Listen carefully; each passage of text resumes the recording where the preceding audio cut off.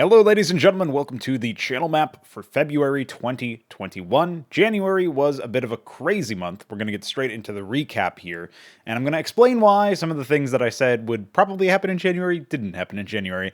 In fact, we can start with that explanation because, of course, in the month of January, I started casting the European Development Championship wildcard qualifiers, what a mouthful, with none other than Squid. Him and I have been hitting it off as far as a casting duo is concerned. Mostly like private practice stuff that we've been doing off camera, you could say. And then that allowed us to get into shape sufficient to be considered for that gig. It was pretty good, especially as a debut, especially as like my first broadcast appearance. It was quite nice. Moving on from there, I was also able to sort of parlay that into building a bit of I guess like a content development suite where him and I have started to collaborate on content outside of just casting. And of course, we're also looking to continue our casting partnership. And really, it just depends on how long that takes to get going, so to speak. So I have not yet received payment for the EDC stuff, but I'm told that that's normal. It's normal to wait up to like 90 days or something before you actually get your payment, which probably sounds crazy to a lot of people who are used to maybe like a 1 week turnaround from their real life job. It kind of sounds crazy to me too, but I've just been aware of that figure for a long time, so I guess I'm a little bit numb to how goofy it sounds. That has mostly been what has eaten up a large portion of my time. And maybe if I wasn't casting, I would have been able to put together some mapping tutorial series videos, some more AI castovers, maybe worked more on Hydra, maybe worked more on that Nemesis map that I was talking about in the previous video as well.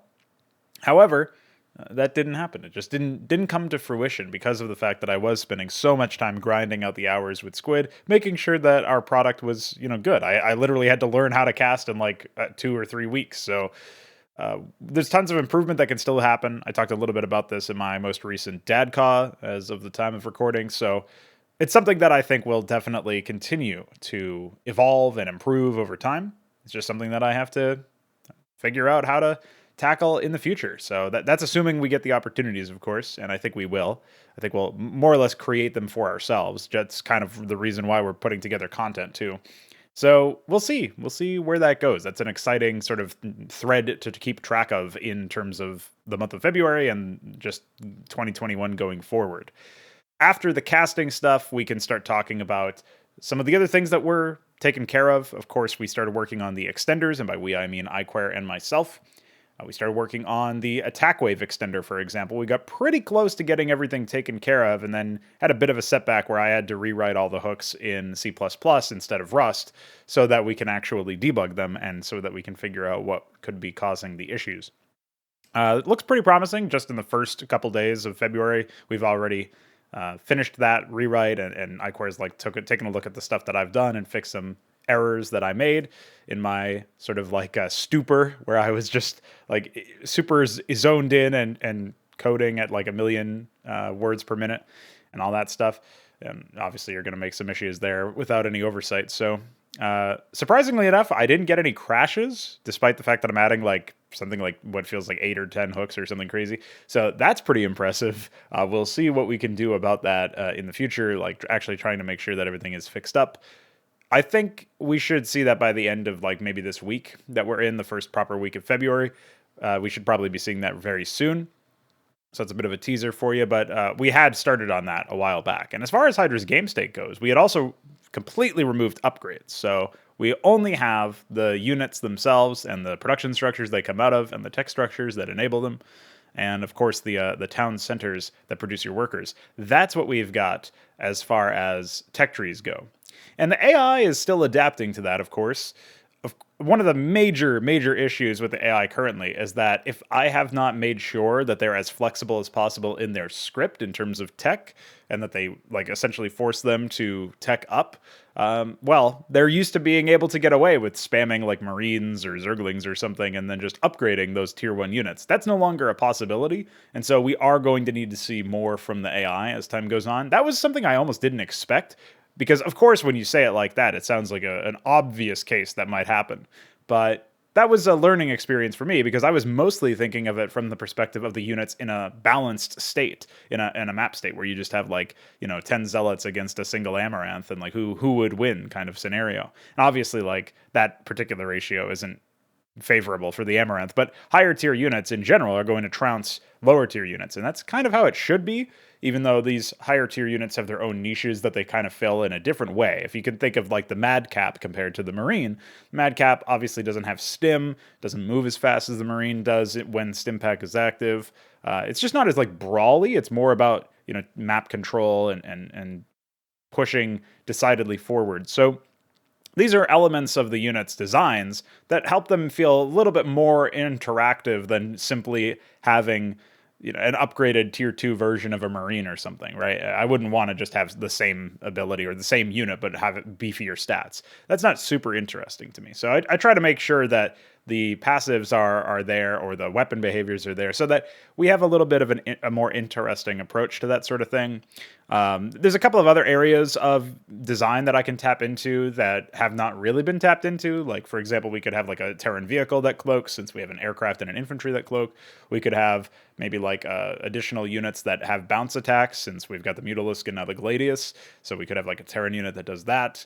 I'm not 100% sure if we need that stuff, but these are other areas of design that I could step into. And given that I'm no longer worried about balancing around upgrades, it's actually quite nice to be able to just know for a fact that, barring any enchantment abilities or debuffs, the unit's strength is going to be incredibly consistent depending on the use case. So I know that, for example, Wraiths are going to always perform this way against like another specific unit, and I don't need to factor in upgrades. So that's actually going to be way less of a headache to balance around, and I'm really looking forward to getting my teeth stuck into that, like really sink my teeth into that, because the idea for me is that it is a little bit challenging to balance when you have to figure out how hard a unit scales into the late game. Now we can have the scaling factor be how many of those units can you build relative to a higher tier unit, and how easy to access is a unit and that sort of thing.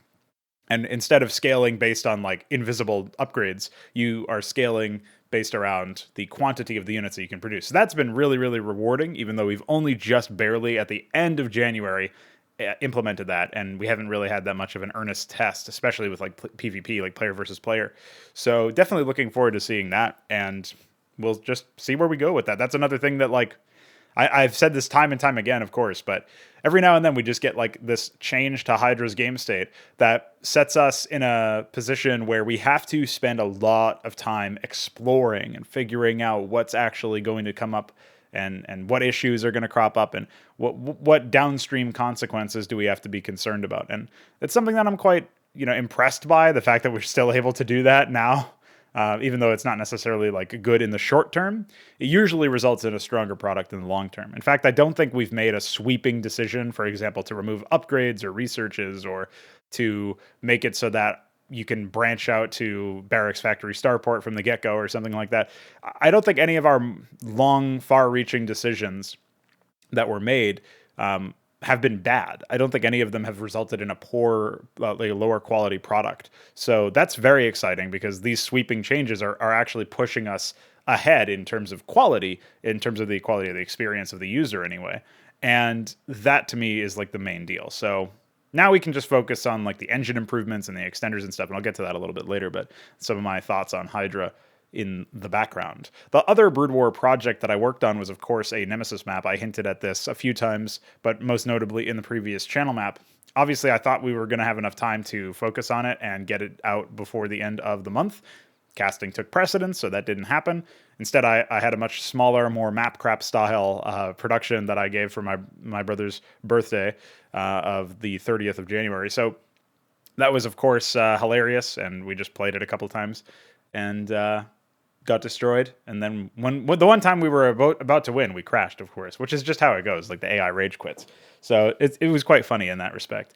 However, it's really much like, it's just like a very bare bones proof of concept of what I want to demonstrate in the future. So it was enough to remind me, like, well, I still have a lot of work to do to make sure that the essence of the Nemesis map is encapsulated by whatever the final cut looks like.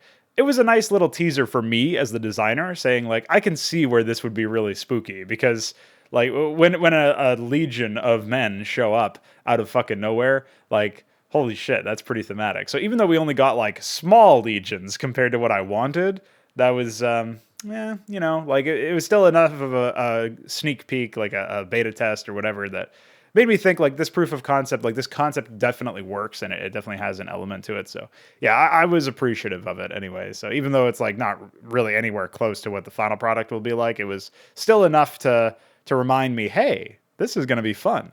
So yeah, definitely still motivated to continue working on that, and we will get into that when we talk about the RTS plans. But figured I would mention that since that was something that I had started back in the early days of January and continued to work on throughout the month. It's just something that I didn't have sufficient time throughout the entire month to do. I still think the goal was reasonable, but I made that goal and set that goal before I started casting, and obviously that meant that everything, went tits up a little bit. Speaking of tits up, you can check out the Fear 2 Let's Play. That was the Let's Play that we concluded in the month of January. I barely squeaked out the last couple videos towards the end of the month.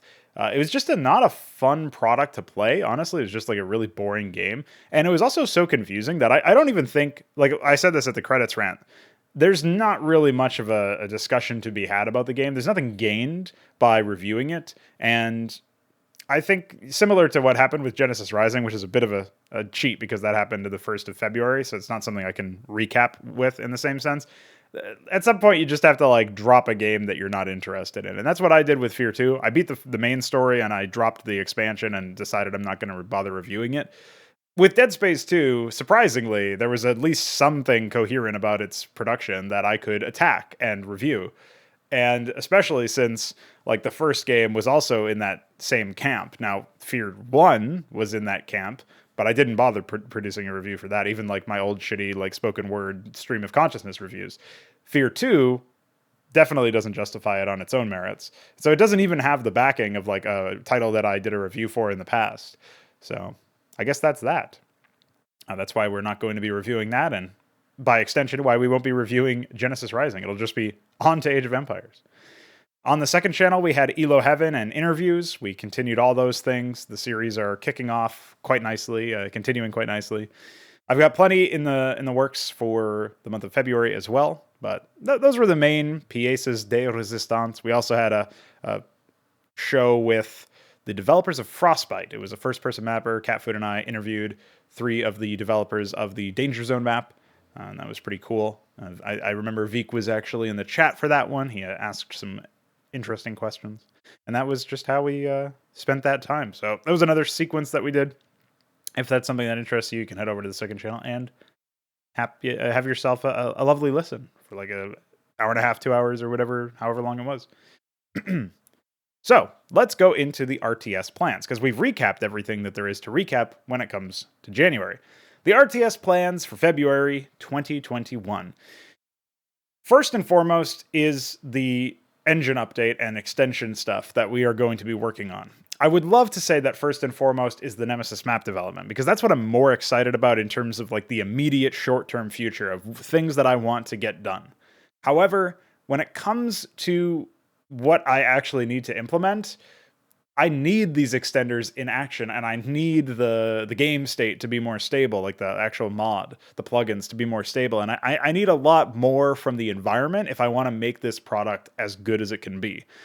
And while I can still work on the actual layout right now for the Nemesis map, and I intend to continue working on that, my main concern at this point is that at some point I'm going to get to a point where the layout is fine, and maybe, yeah, it still needs some work. It still needs some like gratuitous amounts of decoration and custom tiles and stuff a little bit later down the line.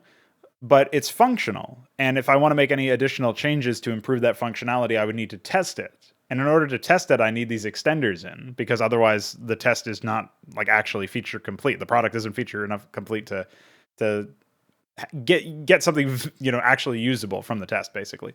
So that's my main concern. Of course, if that does happen and then the extenders are still like what I'm waiting on, which seems likely at this rate, where I'm getting a lot of work done on both the extenders and the map, but there's less work on the layout to be done till the layout's done than there is to get the extenders done, right? So like it's not a linear thing here. Because of that, I think I'll just focus on other work that's a little bit smaller scale that can be released, like melee maps and stuff. I recently assembled a melee map called Parabola, which is actually also what I used for my brother's birthday, and that's now publicly available as well with some Twilight tile set updates. So there's been all sorts of stuff that we've been working on in general, and I think it's likely that I'll just focus on smaller scale stuff, assuming I finish the layout and the extenders aren't done, and I am not the person to finish the extenders. Like, obviously, if I could just continue working on the extenders, then whatever. But I also like to work on maps, so I'll probably just spend some of my mapping time on something else if the layout for the Nemesis map is taken care of. And that's basically where we're at with that. So the engine updates and extenders are going to continue to foment. The AI attack limit extender is pretty close to being done. Like I said, I expect that to be finished before the end of this week, actually, based on the progress that we made only today, even. Beyond that, I think we can probably guarantee the CCMU is the next target. And after that, it'll be like bullets. Maybe those will swap paths. I actually did some work on the bullet extender last month, but it was just like prep work, basically. It was like documenting all of the different things that we need to patch. So iQuirk can actually patch them in the future. Based on that, I think we're pretty much at a good spot to guarantee that by the end of February, at least, 2 out of those 3 will probably be done. There are more extenders to be done. There's like AI related extenders so that we can have way more actual AI threads running in the background so that we can have properly multi-threaded stuff. This is imperative, actually, to support the preprocessor AI, which Veek has put together, because it relies on multi-threading as many things as possible. Well, not as many things as possible. That's a bit of an oversimplification. But it relies on multi-threading even more heavily than my current scripting style already relies on multi-threading. And as a result, like we just can't use it. That's why I haven't leveraged it at all in my recent projects, and why Hydra's AI hasn't been updated to use it.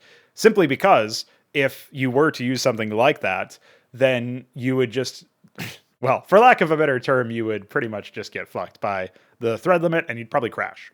So definitely don't want that to happen. It already happens in the current Hydra AI, and that's something that obviously we need to track down and fix.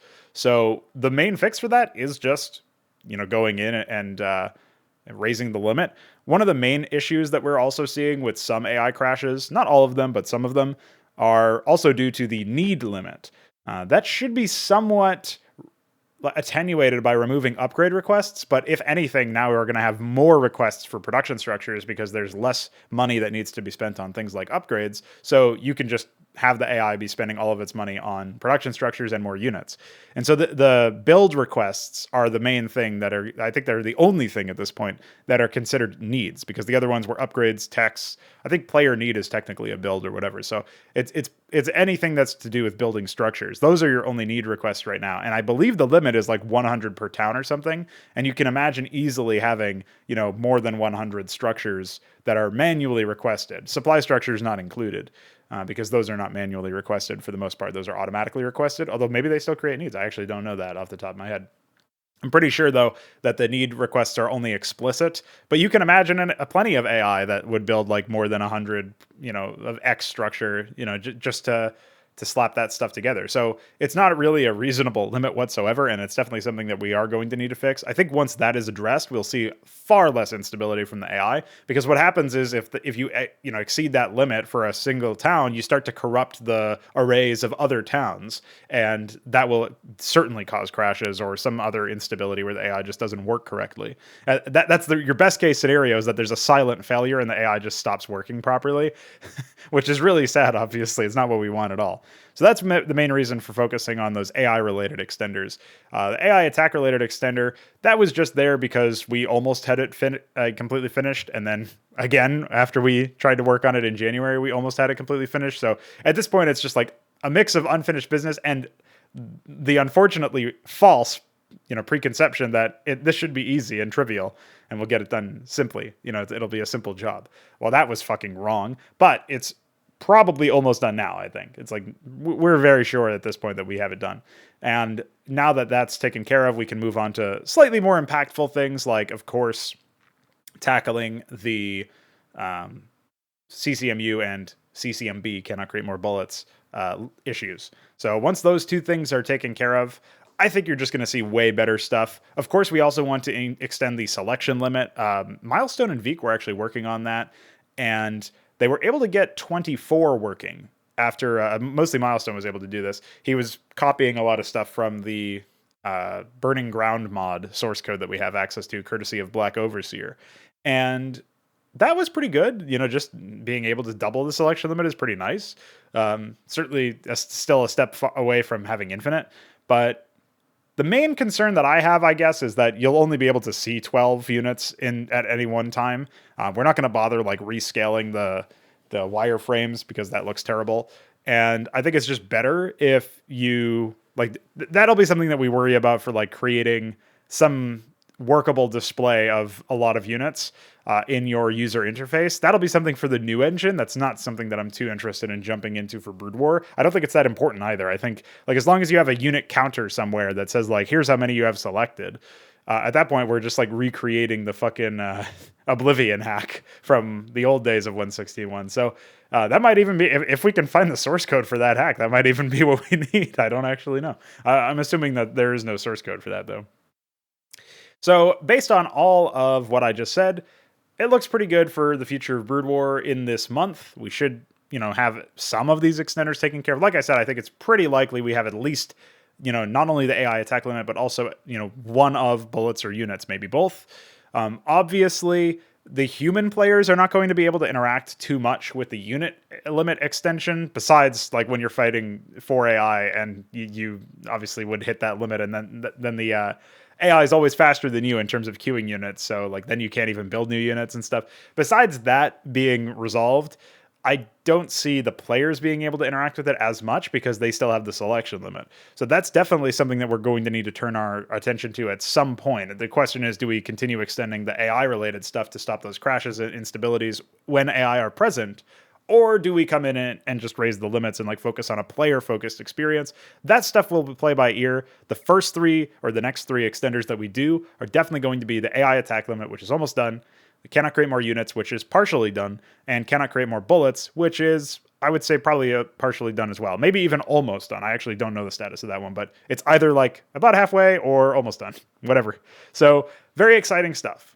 Obviously, I still want to produce other maps, like I said, so the mapping tutorial series will begin in earnest in the month of February. This is something that I touched on in the previous channel map. Something that I definitely want to continue working on. I've decided that I'll probably do a 1v1 map just for the sake of simplicity, and that will be my introduction to a lot of things about like SCM drafts, features as well. I'll use that as like an excuse to get people familiar with SCM draft and the actual workflow of producing a map. And it'll be a very simple, very small scale 1v1 map, probably like 128 by 128 or something, which I don't even know if is sufficient size for like a Hydra 1v1, by the way.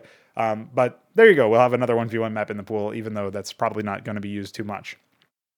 Now, I will be producing more 2v2 maps, and that will be like the first proper mapping tutorial video, where the first one is like, okay, let's use the excuse of making a 1v1. That's just a pretense to introduce you to SEM draft.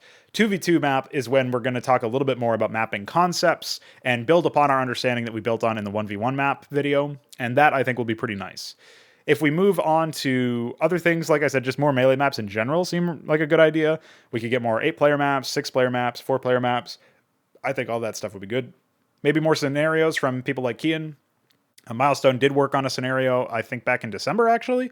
I don't think that was in January, but maybe he'll, once school or work or whatever he's currently busy with calms down, I'm sure you'll see him back in the game in that respect. So that could be very exciting. I'm definitely interested in hopefully educating people with the mapping tutorial series so that they feel empowered to make the decisions that are going to lead to better maps in general.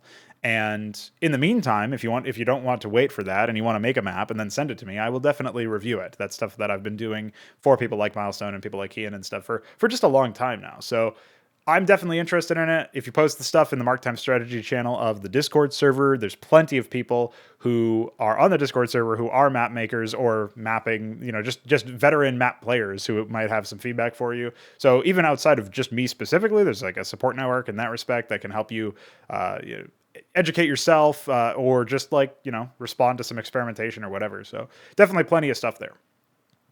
That being said, I did touch on RTS engine development earlier when I was talking about the selection limit. That will definitely begin in February. In fact, it's already kind of begun. I'm mostly going to be working on the data structures and sort of shadowboxing what the new engine will look like. And this is because Veek, who is going to be the main engine architect, so to speak, is currently very busy with school and will probably be for the bulk of February. So I just want to make it so that when he comes back from his sort of educational trip, when he's taken care of all of the stuff that he's got to take care of, and he's back in the game and he's ready to go for some engine development, I want to make it so that he can immediately jump in because I've already mapped out the data structures and he can take a look at it and like respond to it, and maybe like we can enter into a bit of a dialogue there. And hopefully it's like documented enough that he can just start working on implementing it. That would be kind of the dream scenario. Icor has also been behind the scenes working a lot on his own programming projects, which are going to help him with developing tools and developing the actual engine itself. He's been practicing C++. He's going to be learning C# soon, which is quite enticing just because the C# language will be probably used for something related to tool dev. I'm not 100% sure if we'll side with that or C++ yet.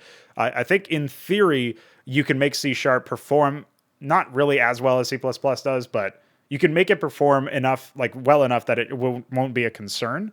And it's also just in general, from what I've been told, it's like easier to make tools in it. So that sort of code accessibility type thing might be something that we reach for. We might also be using C# for like our actual AI scripting. That's still like a black box for me. I don't 100% know if that's the case.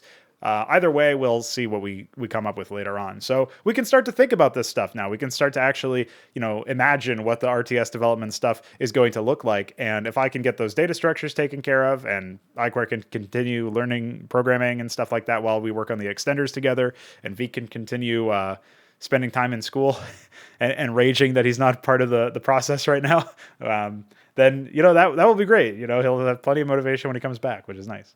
So I did want to shout that out. I don't know if those streams or if there even will be streams where I work in the data structures. I think I probably will like have some sort of development stream there, just because like why not? And it'll probably help like crowdsource some opinions on that stuff. Maybe Milestone or Veek or whoever can actually tune into some of those. Certainly iQuare probably, and we'll get to the bottom of that. So look forward to that in the future. And that's it for the RTS plans. I know that was a mouthful. That's always the largest section of all of these channel maps. Let's get into the first channel plans. So the first channel and the second channel, of course, are this channel and my Semi-Pronago channel, respectively. In the first channel, I wanted to mention, we are going to be getting started on the Age of Empires playthrough this month. Now, that should excite some people. I'm not really sure if I'm like excited or if I'm actually like a little nervous because like Age of Empires as a series is so long, and the first game alone has like insane numbers of stuff. So I'm probably going to be relying on the wisdom of crowds here in that respect, where I'm gonna ask like people like Hoop Thrower, maybe even Dawn, who's both of the who I guess Rimtech as well. Like all these people have played the Age of Empires games, and specifically Age of Empires 1, in depth enough to be able to recommend certain things to me. So I need to figure out which version of the game I'm playing. I need to get that version of the game, and then I might even have it on Steam already if that's the one that's currently like the best one to play. I don't actually know, the definitive edition or whatever. So I'm not sure if that's the case. I do have Age of Empires 2 gifted to me. Both it and some DLC for it was gifted to me by Dynamo. So I've already got that covered. I'm definitely going to be starting with the first game, though, and we're going to see where we go. If I enjoy myself while playing, then I will play some of the extended campaigns. And otherwise, I will just play like the original official campaigns or whatever. And I don't care if they're like updated in the definitive edition or not, but it's like sort of like if you were playing StarCraft and you were like, oh, I kind of like StarCraft, so I'll play Brood War. Or I don't really like StarCraft, so I'm just going to play the original and leave Brood War behind. Probably the recommended decision, by the way. But, like that's sort of the decision making I'm making is like what was originally included on the disc, the floppy disk or whatever that this fucking game came in. And what else do we want to play? Do we even want to opt into any content in addition to that. So I'll give it a fair shot. I'll give it a fair shake. And if it doesn't convince me, then I just won't play any of the extended release stuff that's come a little bit later on. I'll just move on to Age of Empires 2, and we'll see how long that whole thing goes. I still fully expect myself to be busy throughout more than just the month of February on this playthrough, though, so bear that in mind.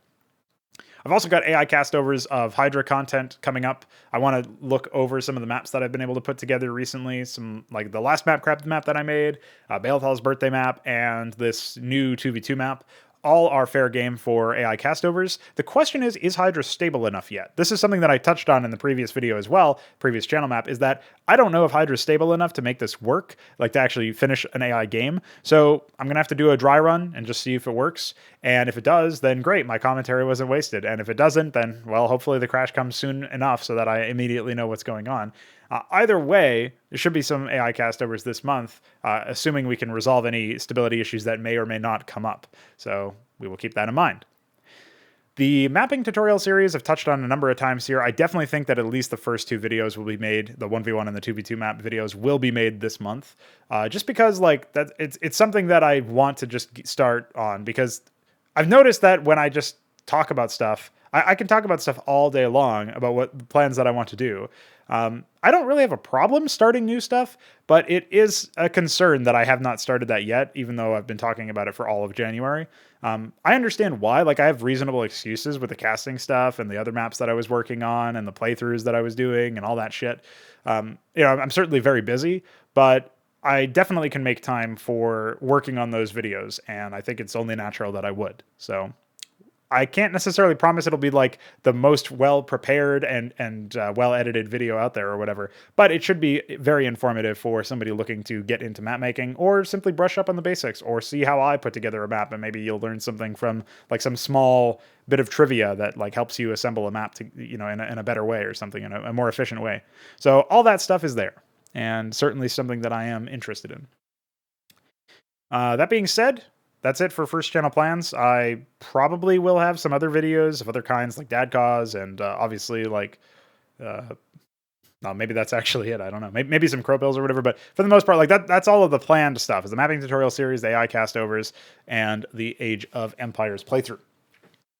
I may be making an announcement video about a Hydra 2v2 tournament in February, but bearing in mind everything else that I've got planned, that's probably going to be shifted off for like future plans or whatever. Moving into second channel plans, obviously Elo Heaven is still going to be continuing. We got plenty of those planned. Semi-Pro, the interview series, definitely continuing. Plenty more planned. Actually, I'm going to be recording one later today. There's also going to be the tournament organizer-focused content that I'm going to be collaborating with Squid and some other people that he's familiar with or whatever, like acquaintances of his that are mutual acquaintances now. So we're going to be working on stuff like, trailers for tournaments, stuff like essentially providing content that we feel like is kind of a no-brainer to provide to try to hype audiences up for stuff, but stuff that I just don't see for most tournaments. Like maybe some of the bigger tournaments out there, like the majors or whatever, they might have hype videos for a lot of their stuff to like get you excited, but I just don't understand why that it doesn't happen more often. And I guess it's because the TOs don't want to invest in the budget. So we're kind of like making it so that these TOs, the tournament organizers, will see the content that we're going to be able to put together.